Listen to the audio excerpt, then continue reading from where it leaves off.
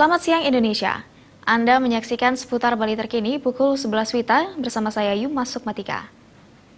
Pemirsa, 15 orang tersangka diamankan Direktorat Reserse Narkoba Polda Bali dalam sebuah operasi penggerebekan di Jalan Tukat Baru, Pemogan, Denpasar.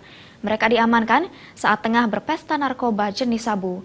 Selain mengamankan sejumlah barang bukti sabu dan alat hisap, petugas juga mengamankan sepucuk airsoft gun dan sebuah pedang.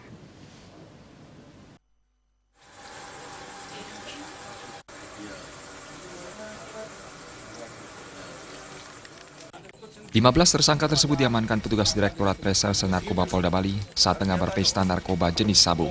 Selain menemukan puluhan paket sabu, petugas juga menemukan belasan alat hisap sabu. Selain itu, petugas juga menemukan sepucuk airsoft gun lengkap dengan amunisi serta sebuah senjata tajam jenis kelewang. Saat dilakukan penggerebekan yang dipimpin langsung oleh Direktur Reserse Narkoba Polda Bali, 3 orang berusaha kabur dari kejaran petugas. Penggerebekan ini dilakukan setelah petugas melakukan pengintaian dan penyelidikan selama sepekan. Salah satu tersangka diantaranya adalah tokoh spiritual yang juga sebagai bandar sabu. Sabu untuk dijual kepada pasien-pasiennya yang masuk ke sini. Dan selain itu barang buktinya kita dapatkan bong banyak, ya.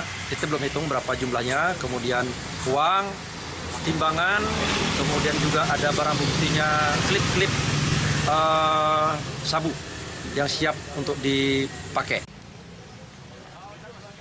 Dengan kawalan ketat petugas Dalmas, seluruh tersangka selanjutnya dibawa ke Mapolda Bali guna menjalani pemeriksaan lebih lanjut.